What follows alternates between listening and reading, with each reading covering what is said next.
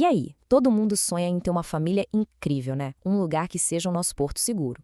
Mas na prática, como é que a gente constrói isso? E se eu te dissesse que existe uma espécie de guia, quase um manual de instruções para transformar nosso lar num lugar de paz e alegria de verdade? É sobre isso que a gente vai conversar hoje. Pensa um pouquinho aí. O que faz uma casa ser um lar de verdade? É ter os móveis mais caros? A maior TV? Eu acho que no fundo todo mundo sabe que é algo bem mais profundo, né?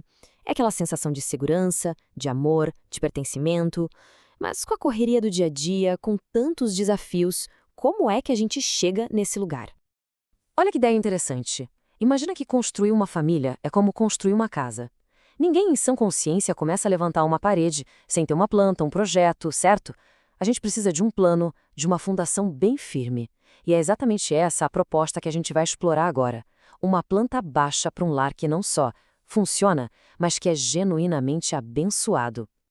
Ok, mas onde é que a gente encontra essa tal planta baixa? A resposta está num texto super antigo, mas que parece que foi escrito ontem, o Salmo 128. Ele funciona como um guia prático, mostrando os alicerces e os resultados de um lar que dá certo.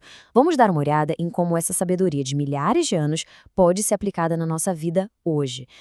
Tudo começa aqui, bem no primeiro verso. E a palavra-chave que pode causar um pouco de estranheza é temer.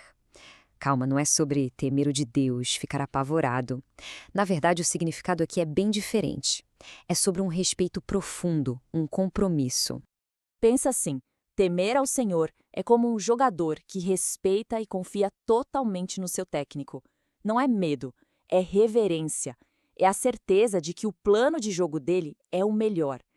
Significa alinhar nossa vida, nossas escolhas, nosso jeito de levar a família com os princípios de Deus.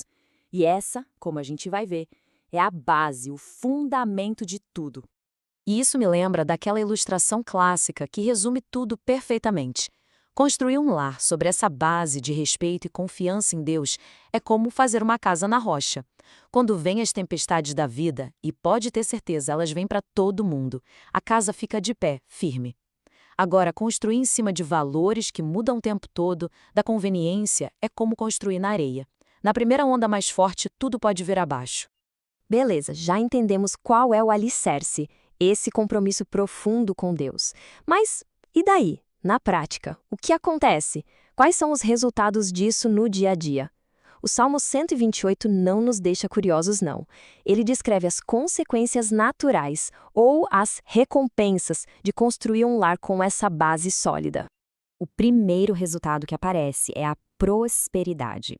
E olha, não estamos falando só de dinheiro, de ficar rico. O Salmo diz que a pessoa comerá do trabalho de suas mãos. O que isso quer dizer? Que quando nossa vida está alinhada com aquele princípio fundamental, nosso trabalho ganha um propósito, sabe? Ele se torna gratificante e consegue suprir o que a gente precisa. É a dignidade de um esforço honesto que é abençoado.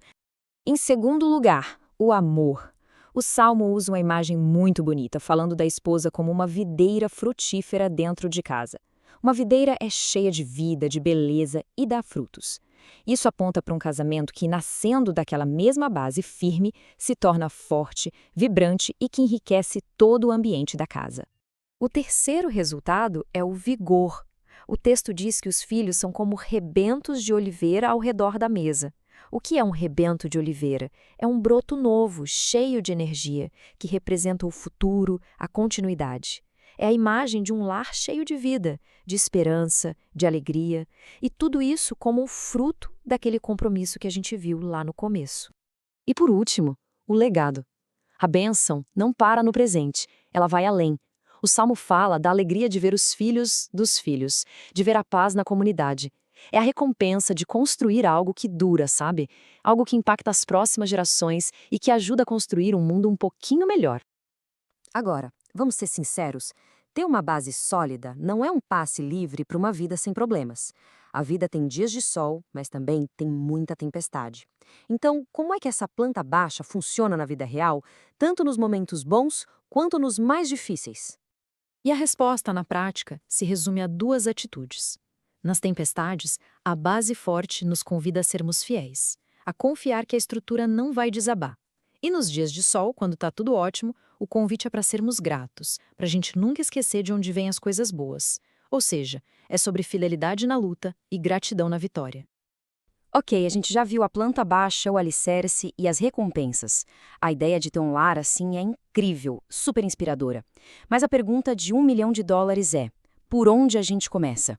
Como é que damos o primeiro passo para colocar essa construção em prática, hoje? A verdade é que toda grande construção começa com uma única ação, com o primeiro tijolo. Então a pergunta que fica é essa: pensando na nossa família como uma casa que estamos construindo, qual é o primeiríssimo tijolo que a gente pode colocar no lugar hoje?